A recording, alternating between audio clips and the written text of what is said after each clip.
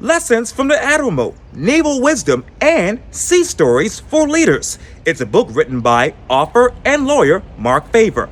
I talk one-on-one with Mark about this book for this edition of Quintin's Close-Ups. And if you haven't already, subscribe to my YouTube channel and like Quintin's Close-Ups on Facebook. Mark Fava, welcome to Quintin's Close-Ups. Quintin, thank you for having me. It's an honor to be with you, my friend. Oh, I appreciate it greatly. Yeah. Needless to say, you're an author and a lawyer. Yes, sir. And of course, now you're the author of this particular book, Lessons from the Admiral, Navy Wisdom, and Sea Stories for Leaders. Yes, sir. Tell me, why this particular book? Why now? Yeah, I worked as an aide for a Navy Admiral, right? I went to high school here in Charleston, Bishop, England. I went to North Carolina for college, and then went off in the Navy. And my last job in active duty Navy, but still as a young lieutenant, I was working for an Admiral. And all the things that I learned both in that job and by this man who was a great leader were banging around in my head for 30 years. And I finally figured out, okay, time to write it down. And there was no better time to do that than in the pandemic, because I had plenty of time to do it. Right. And I finally got it done. It took me 2 years to do it, but it's done. What lessons from 30 years ago still rings in your mind today? Sure. I think they're very basic lessons, but they're very important. And what I learned in that job was the importance of being punctual, being prepared, expressing empathy as a leader, thanking people, knowing where you're going and how you're going to get there, having a plan, and then being creative when things don't work the right way. Not just giving up, saying, okay, if I want to get from point A to point B and there's a roadblock, how do I get around it successfully and still get to my point?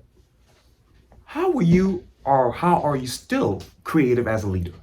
I think the same thing, we all, at the end of the day, even as a leader, you're going to report to somebody. So, I have a boss, and I think it's very important that if you're asked to do something or the client asks you something, especially as a lawyer, the answer should be, okay, how can I do that legally? Not just it can't be done, or I'm not sure, I can't do it, or no one else has done this before, but be creative and come up with the options that you think might work.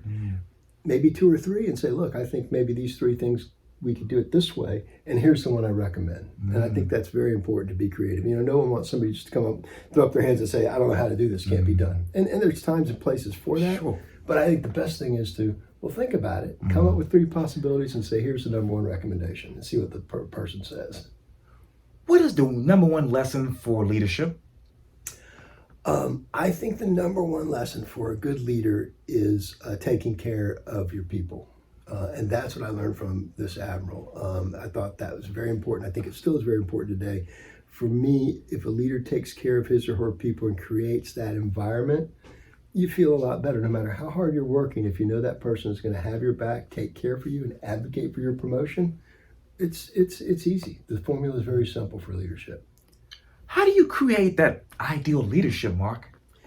Yeah, it's not easy. You've always got to be on your best behavior. Everybody's always watching you. And that's one of the things I learned from the Admiral.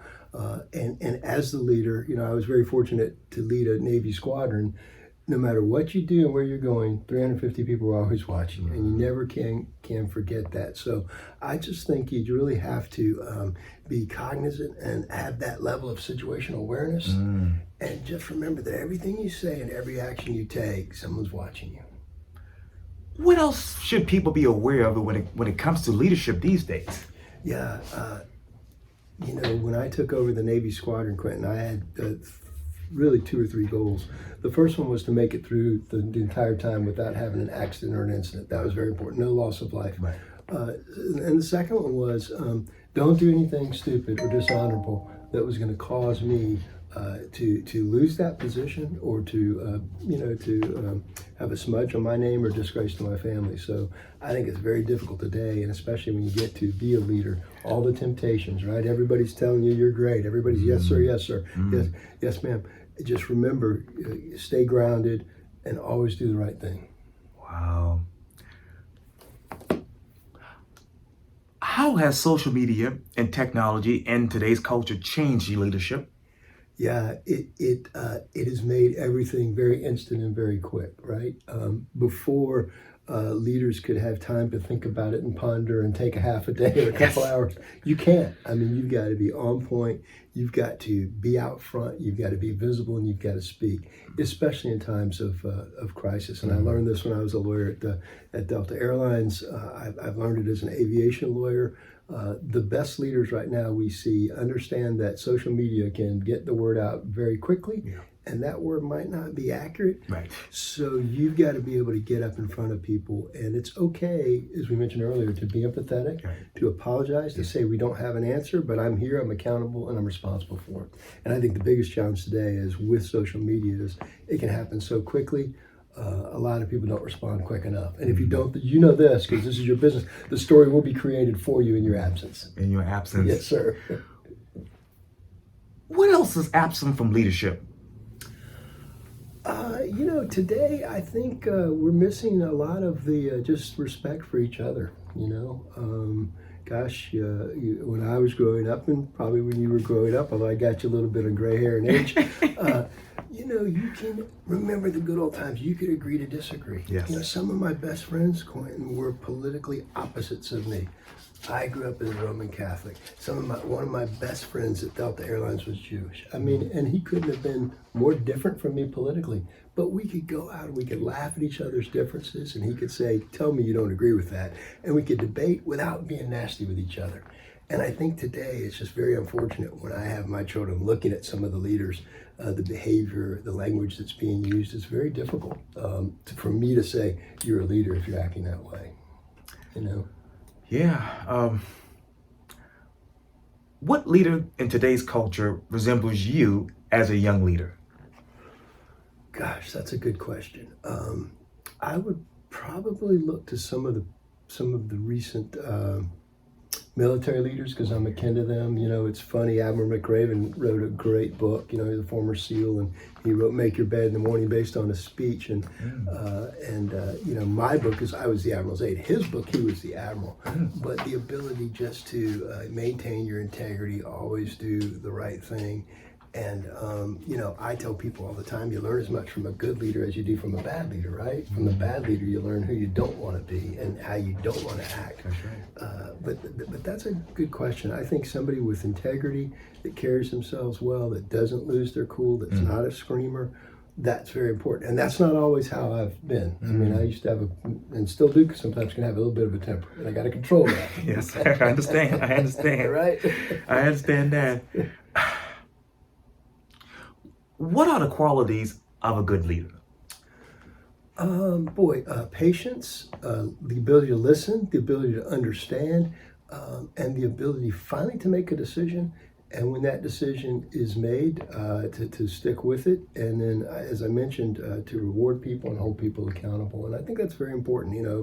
I think one of the biggest complaints sometimes you hear from people is, hey, there's no accountability here. People want to know what the expectations are. And with this guy, within the first 2 weeks of my job, Quintin, he sat me down and said, here are the 5 things I want you to do. And you do these 5 things and we're going to be okay. That was great because I knew very clear, very early on what he expected of me. Yes. So I think clear communication is absolutely critical for a good leader. Oh, absolutely. Yeah. What lesson from a bad leader have you taken and turned it into a good lesson? Yeah. We talked about it just a little while ago, but loss of patience, right? A screamer. Everybody back in the days seen or had somebody that loses their temper and then can do so in such a way that you perhaps humiliate somebody in public or in front of a group, and you might not recognize that you're doing that. I've had somebody grab me before after meeting and say, "Hey, did you realize you were raising your voice, you were doing that?" And you might not realize it at the time. So I think that's one of the traits that I think is from watching a bad leader, either in the military and very early on in the military. That was just the culture. We had some of that. Some of it was fun and we laughed at it, but some of it was inappropriate. But it's the same thing in any business, right? You have some people who lose their temper, and I think under pressure, the best leader can look at you and say, "Quintin, you've disappointed me today. That's worse than anybody else screaming at you, right? It's like, I had high expectations for me. It's like your dad, you disappointed me. That's all you need to say. You don't got to scream at me, right? Yeah. So I think that's what I learned. You can be just as effective with that kind of conversation, and it's much more appropriate.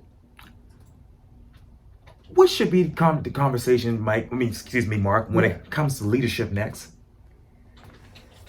I think, you mean the future leaders? Yes, sir. Yeah, I think, I have a sort of a summary at the end of the book, but I think we really ought to return to the basics of being polite, being empathetic, the ability to agree to disagree.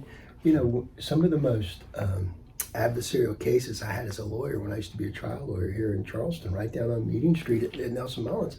I mean, we'd go in the courtroom and we'd battle it out with each other, but we could still either go to church together or we could go have lunch together. Yeah. And people would say, clients would say, wait a minute, you're friends with that person? I said, sure, I'm friends with that person, right? Professionally, we're lawyers and we're advocates and we're going to duke it out in the court.